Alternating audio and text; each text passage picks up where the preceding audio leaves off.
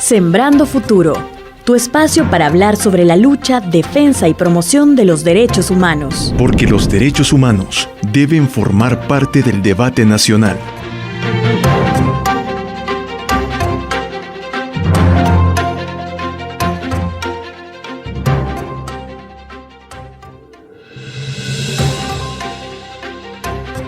Bienvenidas y bienvenidos amigos y amigas al episodio número 21 de su podcast Sembrando Futuro. Les acompaña Kenny Cibrián y esta vez en la sección de la entrevista estamos hablando sobre la temática de los derechos de la comunidad LGBTIQ+. Por tanto, contamos ya con la participación de Natalia Ponce Rubio, quien es investigadora del Observatorio Universitario de Derechos Humanos. Bienvenida, Natalia. Muy buenas noches, Kenny, muchas gracias por la invitación y buenas noches a todos los radioescuchas que nos acompañan en esta edición de Sembrando Futuro. No, gracias a ti, Natalia, por haber aceptado también y sobre todo porque esta temática no solo por el mes, sino en general es una temática súper importante en la actualidad, no solo de nuestro país, sino también a nivel global. Así es. Quisiera, quizás para que iniciemos nuestra tertulia, Natalia, quisiera preguntarte ¿qué significa para la comunidad tanto la marcha como el mes del orgullo precisamente celebrado en junio? Bueno, la Marcha del Orgullo o el Desfile del Orgullo es una manifestación anual, ¿no?, del movimiento LGBT o LGBTIQ+, como vos lo has mencionado, pues que se realiza, ¿no?, en la calle en muchas ciudades del mundo, y el principal objetivo de esta marcha es exhibir y expresar con orgullo en público la diversidad de orientaciones sexuales y géneros, con el fin de que la sociedad se familiarice y acepte con una mayor naturalidad, lo voy a decir así, la dignidad de muchas sexualidades que han sido tradicionalmente perseguidas y reprimidas, ¿no? Entonces, todo esto quizás lo puedo comentar con más detalle adelante, ¿verdad? Tal vez un poco más de la historia de cómo inició las marchas, pero digamos, en términos generales, pues, básicamente, digamos, ese es el sentido de la marcha, y que con el devenir del tiempo en que se ha venido celebrando, se ha ido ampliando la celebración ya no solamente al día de la diversidad, al Día del Orgullo y la Diversidad, que es el 28 de junio, sino que a todo el mes de junio, ¿no? Para conmemorar, digamos, esta fecha. Precisamente, ya mencionabas tú de que esta conmemoración ha sido paulatinamente creciendo, ya no se celebra solo el día, sino también el mes. Quisiera preguntarte, en la actualidad, por lo menos a nivel de nuestro país, ¿cuáles crees que son las principales reivindicaciones que promueve la comunidad LGBTI? Bueno, quizás antes de empezar con el caso específico de El Salvador, aquí aprovecharía para mencionar lo que decía hace un momento, ¿no? Quizás un poco de la historia de cómo empezó la Marcha del Orgullo, ¿no? Y por qué se celebra el 28 de junio. Y justamente porque, las primeras marchas del orgullo, ¿verdad?, se realizaron en 1970 en Nueva York, en Los Ángeles, en Chicago, etcétera. Y esto fue en ocasión del aniversario de los disturbios de Stonewall, ¿no? Y ¿qué son los disturbios de Stonewall? La revuelta de Stonewall, pues, consistió en una serie de manifestaciones violentas, ¿verdad?, en protesta, pues, contra una redada policial que tuvo lugar la madrugada del 28 de junio de 1969 en el pub conocido como el Stonewall Inn, que estaba ubicado en el barrio neoyorquino de Greenwich Village. Y pues bueno, ¿verdad?, para dar un poco más de contexto a esto, pues resulta que durante las décadas de los 50 y 60, ¿verdad?, las lesbianas, gays, bisexuales y transexuales, pues en ese tiempo debían enfrentarse, y todavía en muchos países, a un sistema legal hostil, ¿verdad?, hacia ellos. Entonces, sin embargo, en los últimos años de la década de los 60, ¿verdad?, había muchos movimientos sociales ya activos, ¿verdad?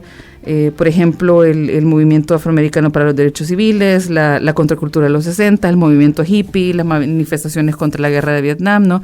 Y todo ese clima, digamos, permitió, junto al ambiente de Greenwich Village, influyó para que se produjeran, digamos, los disturbios de Stonewall, que son los que estoy mencionando, ¿verdad? Y pues desde ahí, ¿no?, hasta hoy, entonces, es que pues las reivindicaciones han venido pues precisamente para que se reconozca, ¿verdad?, a las personas de la diversidad sexual en la plenitud de sus derechos, ¿verdad? Ese ha sido como el principal motivación para estas marchas, para el que ahora es el Día del Orgullo, el 28, y como lo mencionaba anteriormente, ¿verdad? Es una manifestación para expresar en público, ¿verdad? Digamos, estas sexualidades que tradicionalmente han sido reprimidas, pero además de que tiene el componente de la exigencia de derechos, también la marcha y el mes del orgullo tiene un componente festivo, ¿verdad? No solamente de que se reconozca, ¿verdad?, a las personas de la comunidad LGBT con todas las garantías, ¿verdad?, como cualquier ciudadano y ciudadana, porque son como somos, ¿verdad?, ciudadanos y ciudadanas de los países a los que pertenecemos y por tanto tenemos derechos, ¿verdad? Somos sujetos de derechos, sino que también tiene un componente de celebración, ¿verdad? De esta alegría de ser de la forma en la que somos. No sé si lo estoy diciendo como trabalenguas, pero pues de estar orgulloso de mi forma de ser, de la forma en la que he nacido y que experimento la sexualidad y el amor y etcétera, ¿no? Entonces, ahora en el caso de El Salvador, ¿no? Porque esa fue la pregunta que me hiciste hace un momento, lo que se pide o lo que la comunidad LGBT pide cuando hace la marcha, ¿verdad?, no es diferente de lo que hacen el resto de marchas alrededor del mundo cuando sucede ese día. Lo que se está pidiendo es una reivindicación de derechos, ¿verdad?, y que se permita que las personas de la diversidad sexual, ¿verdad?, lesbianas, gays, bisexuales, transexuales, intersexuales, puedan hacer y gozar de los mismos derechos que goza todo el mundo, ¿verdad? En ese sentido, ¿qué me refiero? Por ejemplo, en el caso de las personas trans, acceso al nombre, ¿verdad?, a la identidad que les corresponde, poder tener acceso al matrimonio, ¿verdad? Y a todos los demás, lo voy a decir así, como beneficios o consecuencias de, por ejemplo, poder contraer matrimonio, a no ser discriminados o discriminadas en sus trabajos, ¿verdad?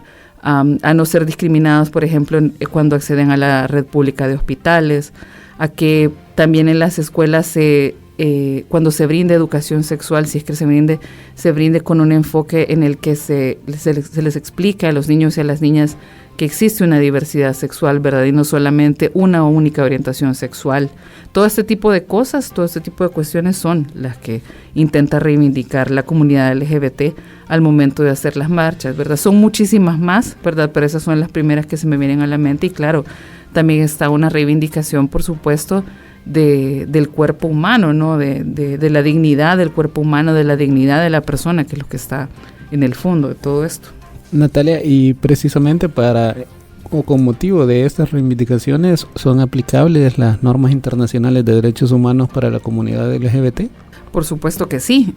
Bueno, como lo mencionaba hace un momento, las personas de la comunidad LGBT, por el hecho de ser personas, son sujetas de derechos humanos, ¿verdad? Y de derechos en general. No, claro, el problema aquí es que por el hecho de pertenecer a la comunidad, ¿verdad?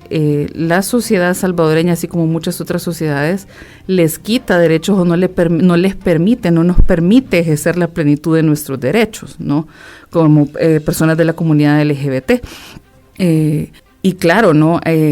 Lo que se está pidiendo aquí es que es tener el mismo trato que todos los demás. Entonces, por supuesto que las normas internacionales de derechos humanos aplican también para cualquier persona miembro de la comunidad por el simple hecho de ser persona, ¿verdad? Entonces, no debe haber aquí, más bien lo que se pide es que no haya o que no se trate de forma diferenciada o que no se trate de una manera discriminadora, ¿verdad? Solamente por pertenecer a la comunidad LGBTI. Que precisamente la forma discriminadora hacia la comunidad LGBTI lastimosamente es demasiado común en nuestro país. Sí, lastimosamente, hoy por hoy sigue siendo algo de todos los días, ¿verdad? Algo se le violenta sus derechos a las personas de la comunidad LGBTI todos los días en distintos ámbitos, ¿no? A nivel laboral, discursivamente, en todo el sistema de la institucionalidad pública, ¿verdad? Funciona de tal manera de que estructuralmente discrimina a la comunidad LGBTI y estructuralmente le violenta sus derechos. O sea, cuando un Estado, como en el caso del Estado salvadoreño, o cuando un país como El Salvador no tiene normativas que, y creo que esto quizá dejaría mucho más clara la pregunta que me estabas haciendo, ¿verdad? Que si son aplicables las normativas internacionales de derechos humanos a las personas LGBTI. Las normativas internacionales de derechos humanos tienen un enfoque que incluyen a las personas LGBTI, ¿verdad? En ningún momento les dejan fuera, al contrario, ¿verdad? Las personas LGBTI son reconocidas en la normativa internacional de derechos humanos. Entonces, ¿qué es lo que sucede? Que algunos países, y ese es el caso de El Salvador, la normativa nacional y la institucionalidad gubernamental no funciona o no está pegada a parámetros internacionales de derechos humanos. Y en ese sentido violenta, ¿verdad?, a la población LGBTI porque no funciona con una perspectiva de derechos humanos que es internacionalmente reconocida, ¿verdad? Y no parte de los principios de no discriminación, ¿verdad? No parte de los principios del respeto a la libertad de orientación sexual, o sea, etcétera, ¿no? Y no parte de toda esta visión del respeto a la dignidad humana. Entonces, ahí es donde se da el quiebre justamente que te comentaba. Gracias, Natalia. Me parece que tenemos una llamada antes de continuar con el tema. Buenas noches, bienvenido, bienvenida. Su nombre y de dónde nos llama, por favor. Mi nombre es Wilfredo Antonio Alfaro y vivo en la colonia Santa Lucía. Buenas noches, adelante. He seguido la conducta que han tenido las personas humanas que no pertenecen a la heterosexualidad.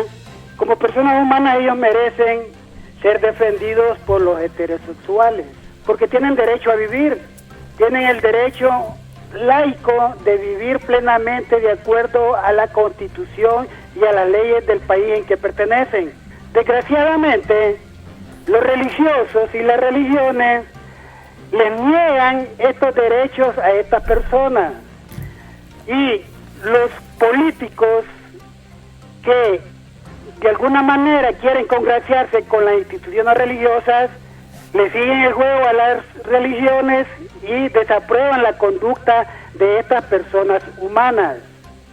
Por lo tanto, yo les sugiero a ustedes que cambien el término orgullo y comiencen a hacer más científica su posición.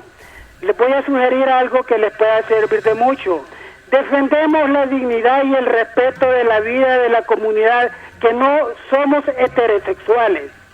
Somos personas humanas con todos los derechos plenos constitucionales de nuestro país.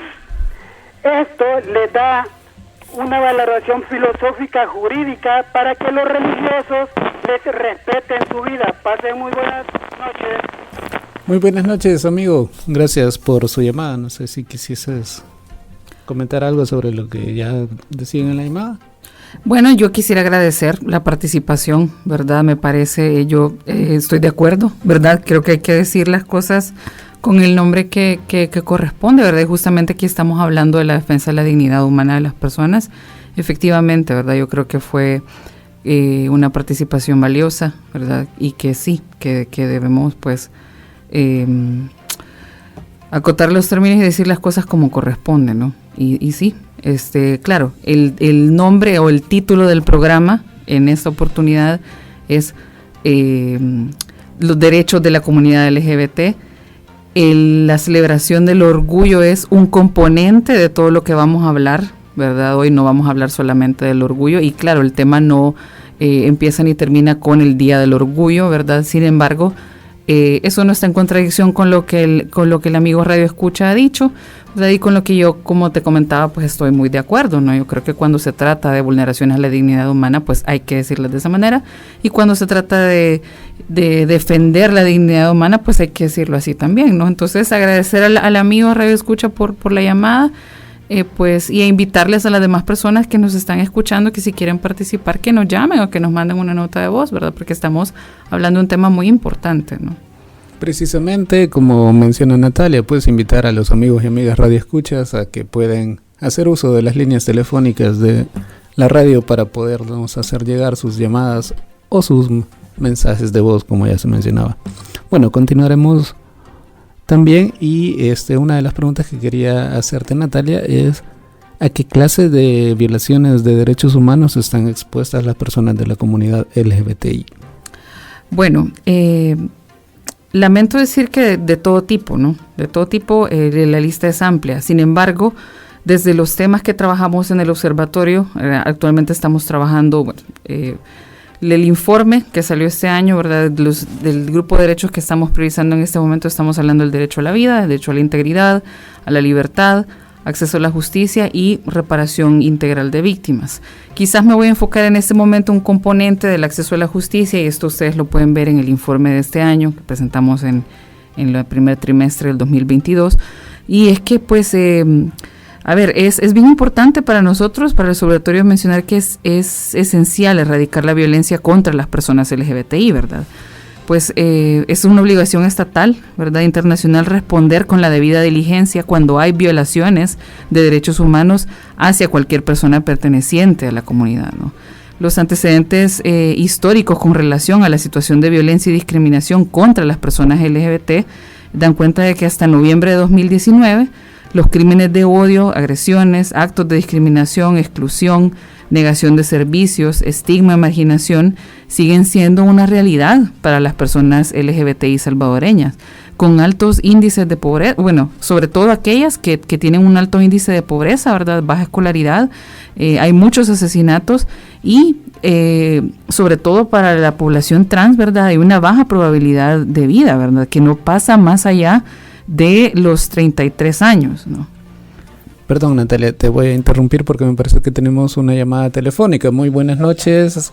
¿Podría indicarnos su nombre y de dónde nos llama, por favor? Aquí de Morazán, Divisadero. ¿Cuál es su nombre? Mi nombre es Judith. Judith. Perfecto, Judith. Adelante. Sí, yo pienso que les deberían de dar, como quiero decirles, más, ¿cómo se llama?, valor de lo que se mira, porque lo bueno tiene que resaltar en todos los aspectos.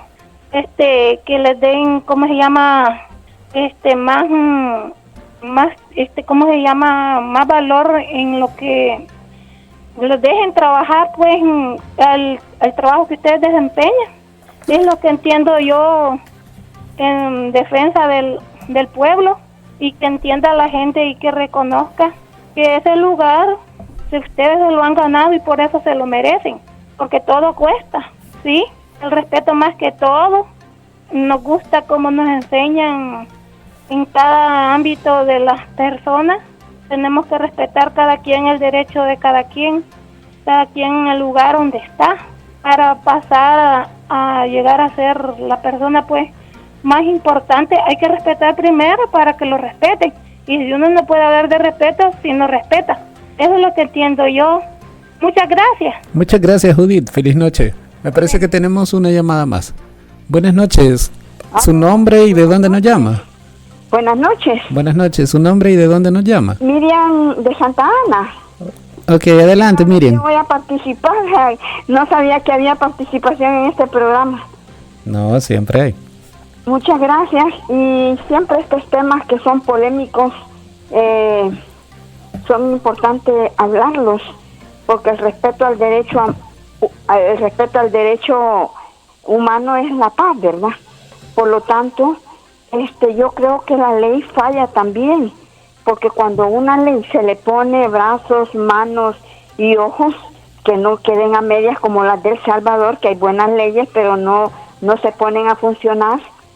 Por lo tanto, una ley la acata la gente, media vez se eduque a la persona a través de la ley, y parejo las tenemos, pero hoy estamos peor. Por lo tanto, nosotros los humanos tenemos una gran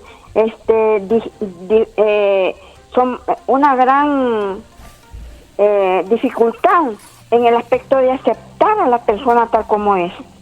Aquí a veces la discriminamos por el color, la discriminamos por el estatus, económico, la descartamos porque nos cae mal, porque no es bonita, somos mal educados. Por lo tanto, yo creo que en el hogar tiene que empezar respetando al ser humano como una vida y aceptarlo tal como es, no solo los LGTB, porque también las personas con discapacidad, empezando por los gobiernos y la asamblea, los discriminan, nunca dan leyes para ellos que saben que es para bien de ellos y de la sociedad, de todos nosotros. Por lo tanto, esa es mi participación y excelente programa. Feliz noche. Muchas gracias, feliz noche. Buenas noches, por favor. Buenas noches. Por favor, su nombre y... Aquí le hablo de la Flor Blanca. Su nombre, caballero. Mi nombre es Germán Ernesto. Adelante, Germán. Y mire, allí en la universidad tengo entendido que son católicos y los católicos leen la Biblia y en la Biblia dice: maldito el hombre que se eche con otro hombre. Y esos señores es lo que hacen, pues, hombre con hombre, y ese es orgullo. Bueno, cada quien es cada quien, ¿verdad? Pero ya no deberíamos de echarle más pecados a este país. Buenas noches. Buenas noches. Escucharemos también el audio que nos mandan. Buenas noches, distinguidos licenciados e invitados. Yo también coincido con la persona que dijo: ¿por qué orgullo? Porque eso se siente como si quisiesen que los demás obligadamente los aceptaran. Y ustedes ya son aceptados, la verdad. Con el respeto que ustedes se merecen como seres humanos, nadie es perfecto, todos tenemos defectos y así nos aceptamos los unos a los otros con nuestras fortalezas y nuestras debilidades. Si todos nos respetamos, todos vivimos en paz. Yo soy una persona que respeto mucho a los demás sin meterme en su vida privada, porque la vida privada de cada quien decide qué hace con su vida privada. Y yo creo que el problema de ustedes está en que muchas veces van al exhibicionismo. Entonces, y la sexualidad es privada, no es pública. Y ahí creo que por allí va como el error. Entonces, pero tomen sus decisiones. Y sí, me llamaba la atención eso del orgullo.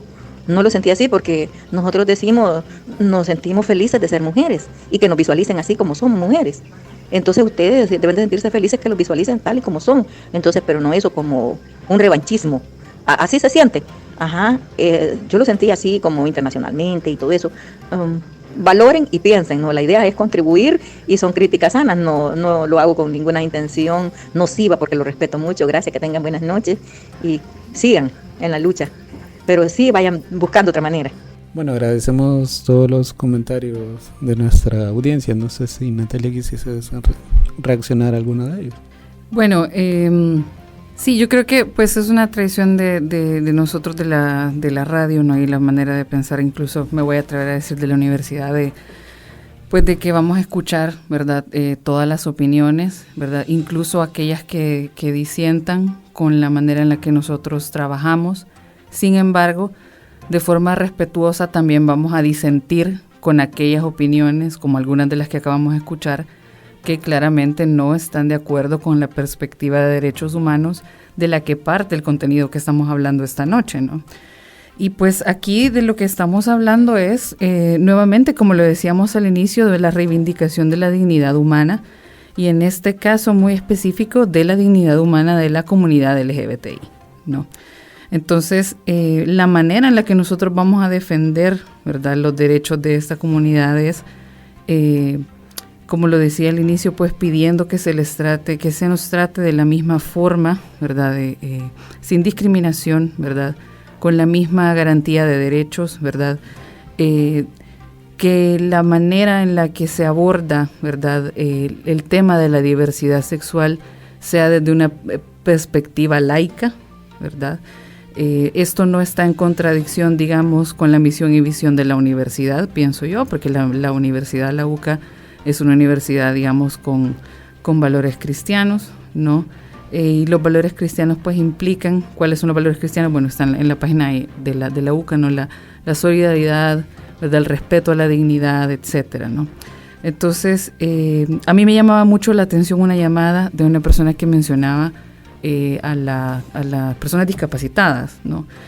Y yo quiero mencionar acá que cuando ella decía no solamente la comunidad LGBT, ¿no?, sino en las personas discapacitadas, ¿verdad? No sé si en este sentido que voy a mencionar yo lo decía, no lo tengo, quizás no me quedó a mí muy claro, pero sí quiero mencionar que al igual, ¿verdad?, que la comunidad LGBT, la población de personas con discapacidades es una población vulnerable, ¿verdad? Y aquí el asunto es que la población LGBT es una población vulnerable, ¿verdad? Aquí lo quiero amarrar un poco con la pregunta que me hacías hace un momento, ¿verdad? De que sobre las principales clases de violaciones a derechos humanos a las cuales están expuestas las personas LGBT.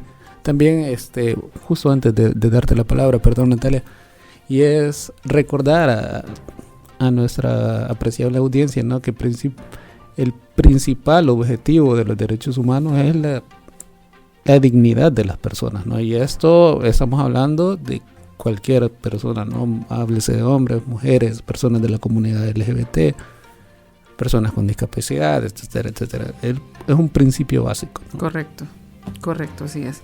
Entonces, bueno, ¿verdad? Yo quería, pues, igual, voy a reiterar, siempre, pues, invitar a que sigamos participando. Yo creo que estamos hablando de un tema muy importante, ¿verdad?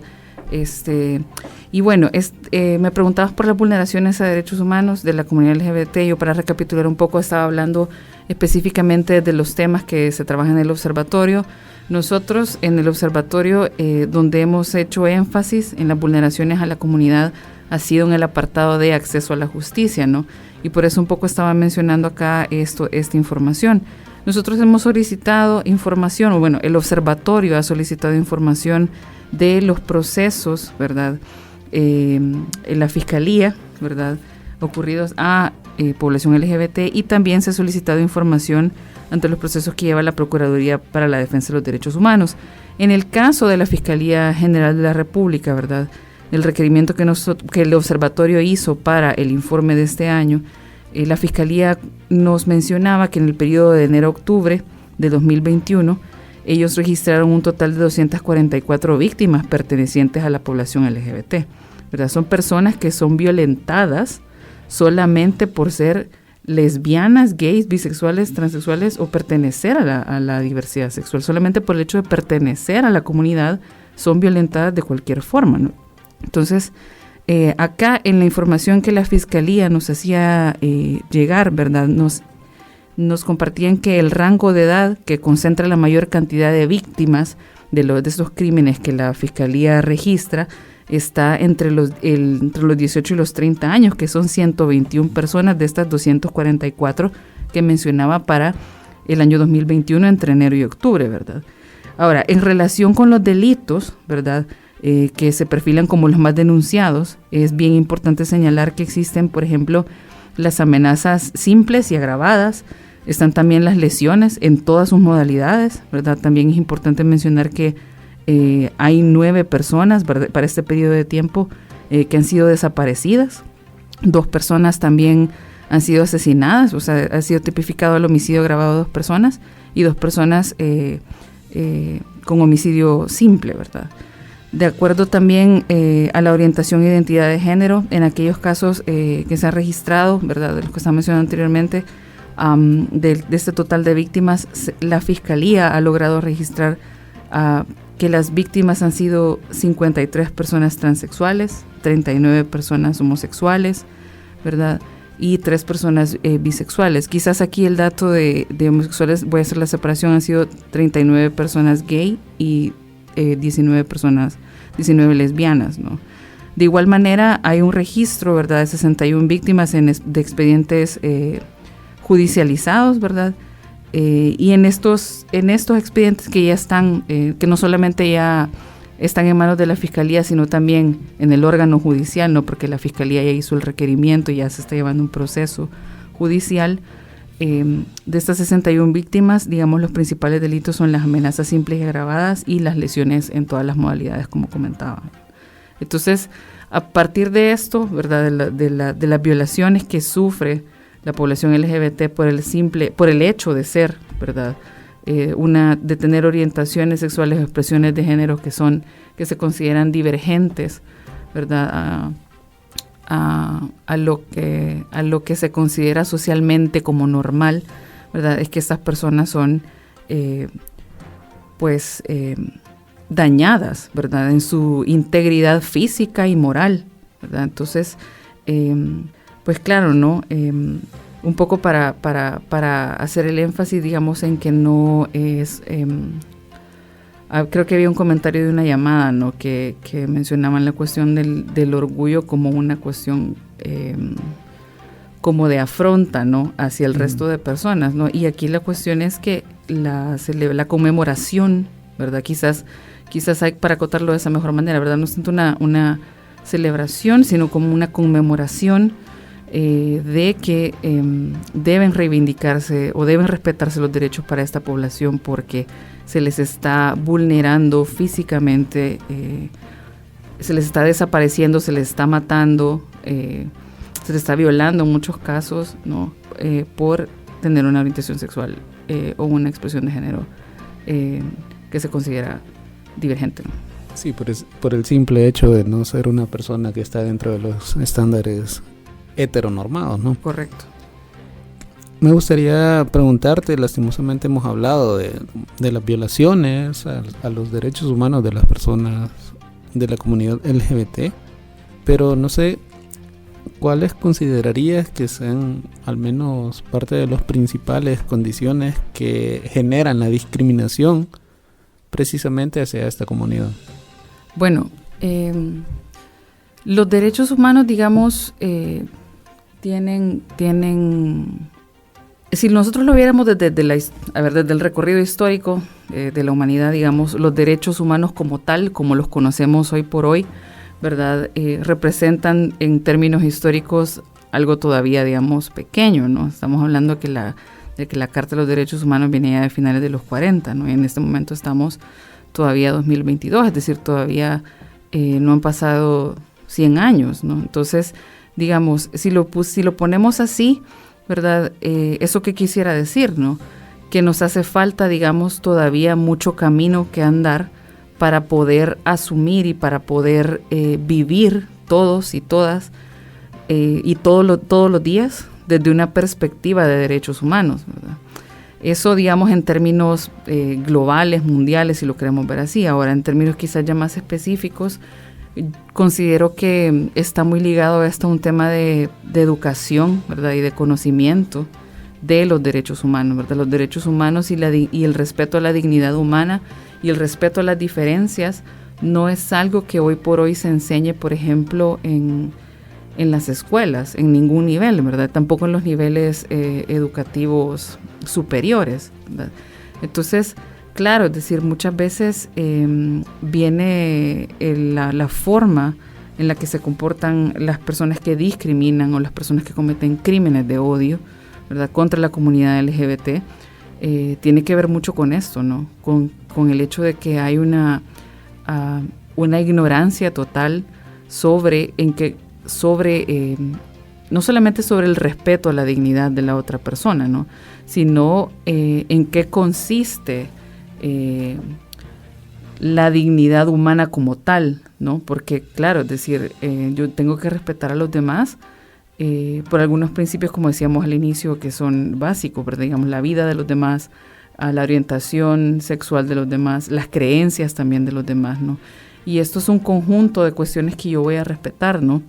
Y de las que yo no puedo valerme para irrespetar los derechos de los demás tampoco, ¿no? Porque de hecho el último artículo de la Carta de Derechos Humanos, no de la original, es justamente el artículo 30, si no me equivoco, que especifica, ¿no?, que ninguno de los derechos que está ahí mencionados, como por ejemplo el derecho a la libertad de culto o el derecho a la libertad de expresión, pueden ser utilizados para vulnerar ningún otro derecho. Hay personas que utilizan o que malusan su libertad de expresión o que malusan su libertad de culto para violentar la dignidad de las personas LGBTQ, ¿verdad? Pero esto no es correcto, ¿verdad? Porque, como te decía, no se puede, el límite de mis derechos, porque los derechos tienen un límite, está donde empiezan los derechos de los demás. Me comentan en producción que tenemos un aporte más por WhatsApp, no sé si nos puedes ayudar a... Claro que sí, Kenny, nos llega una interrogante y dice: ¿qué deudas tiene el Estado con la comunidad LGTBIQ+? Bueno, más temprano creo que estábamos conversando con Kenny sobre, para empezar, ¿verdad?, las modificaciones a la ley del nombre de la persona natural, ¿verdad?, por mencionar esta primero. También está pendiente, ¿verdad?, de que se revise toda la legislación relativa al matrimonio igualitario, por ejemplo, y con ello otras cuestiones que vienen de la mano, ¿no?, adopción, etcétera, ¿no? También, pues, mencionábamos, creo que un poco al inicio del programa, creo que si no se me escapó, mencionar que no hay en el sistema educativo, los programas educativos nacionales no incluyen que se eduque sobre la diversidad sexual y en general que se eduque con una perspectiva de derechos humanos, ¿verdad? No solamente en este tema, sino en muchos más, pero especialmente en este, ya que el que estamos pues trabajando el día de hoy, ¿verdad? Otra cuestión importante, pues, y que lo mencionaba, pues, sobre unos datos que daba hace poco, es que el observatorio, digamos, ha solicitado información, ¿verdad? Cuando el observatorio hace solicitudes de información, digamos, lo hace teniendo en cuenta una perspectiva de género, ¿verdad? Y además de una perspectiva de género, una perspectiva de grupos vulnerables, ¿no? ¿A qué me refiero con eso? ¿No? Que en todos los temas que el observatorio trabaja, solicita información de afectaciones a la comunidad LGBTI, ¿no?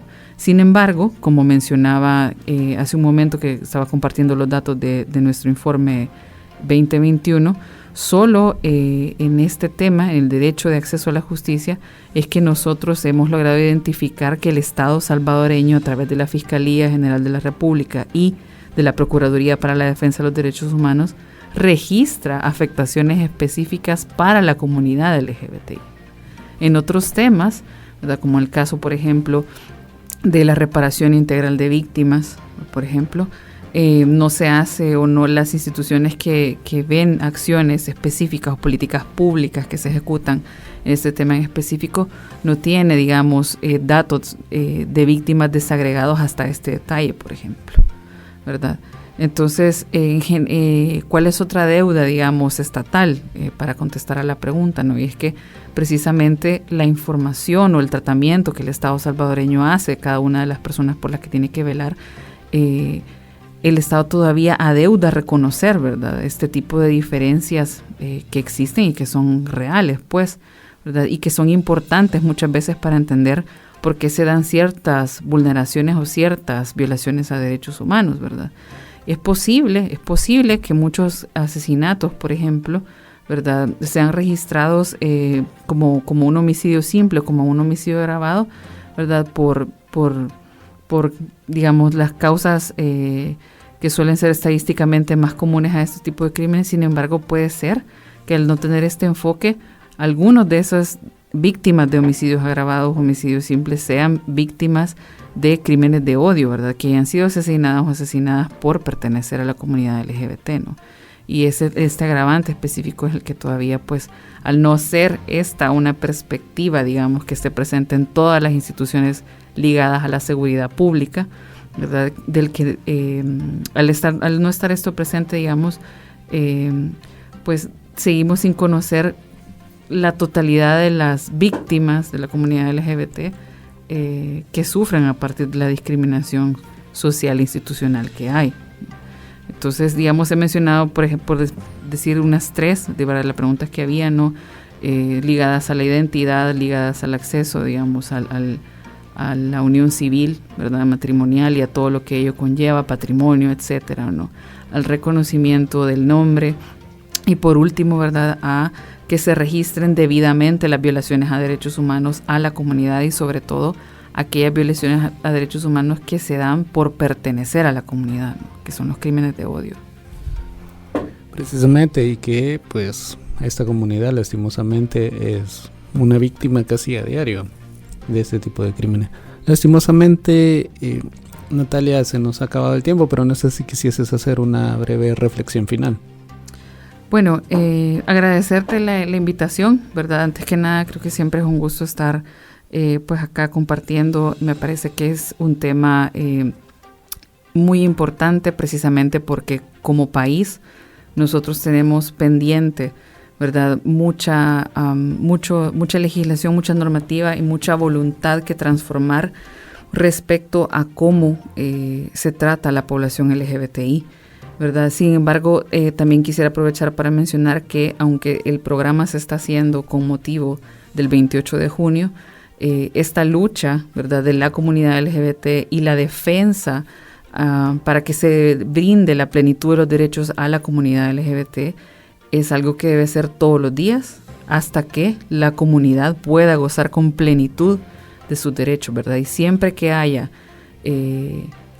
incluso aunque haya solamente, lleguemos al escenario de que solamente haya incluso una víctima, por esa discriminación, por esa violación a los derechos humanos de esa persona, esto debe continuar, ¿verdad? Debe continuar hasta que ya no se discrimine de ninguna forma, por ninguna causa, a ninguna persona. De esta manera terminamos la sección de la entrevista. Gracias por acompañarnos en este episodio, Natalia.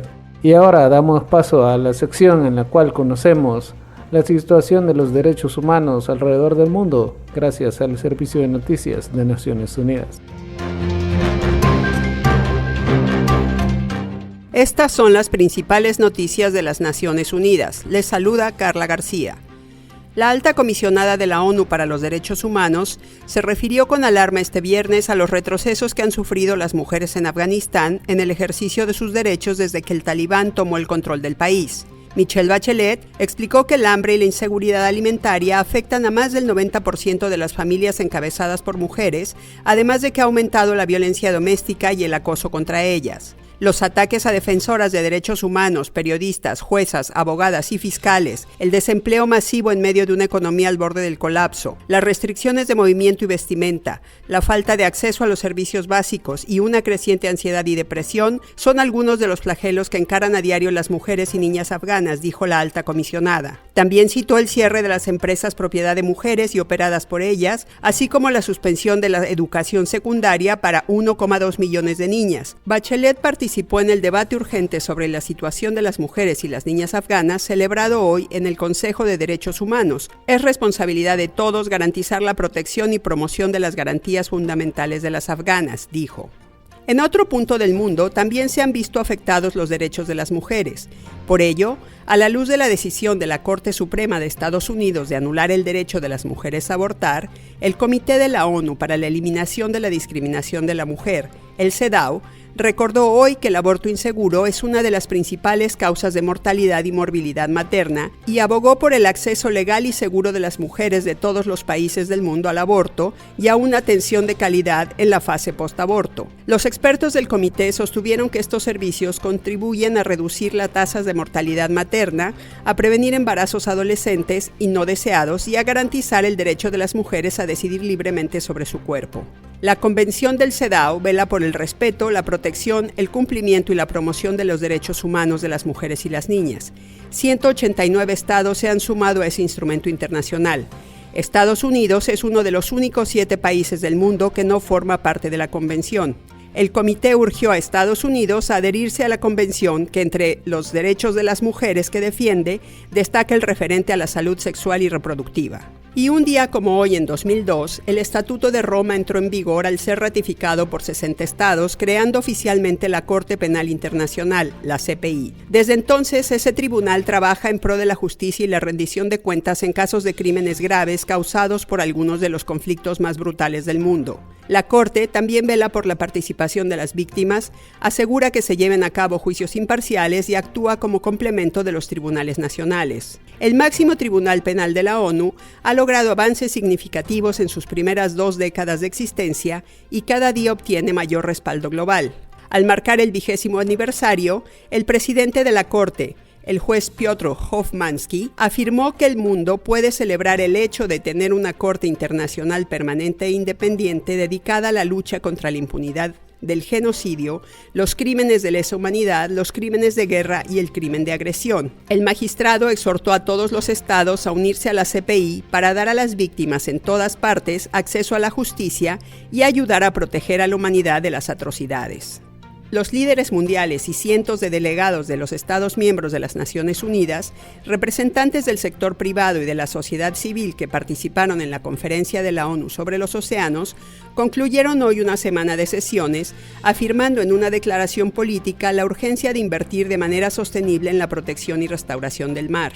Desde el lunes 27 de junio, los asistentes al evento celebrado en Lisboa, Portugal, subrayaron la gravedad de la crisis climática y el deterioro de los océanos y llamaron a una acción rápida y transformadora.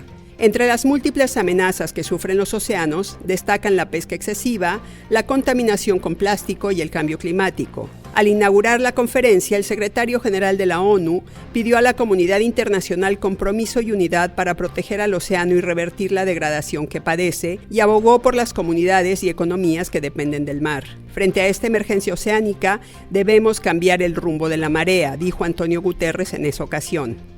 Y hasta aquí las noticias más destacadas de las Naciones Unidas. Y así terminamos el episodio número 21 de su podcast. Recordarles que pueden seguirnos en todas las redes sociales como @educa y escuchar este podcast en Spotify y YouTube. Además de invitarles a que siempre le den like y nos dejen sus comentarios en este episodio a través de YouTube. Nos escuchamos la semana que viene. Reflexionar, convertir en cultura nuestra memoria del pasado, resulta indispensable para una cultura de paz. El Instituto de Derechos Humanos de la UCA presentó Sembrando Futuro.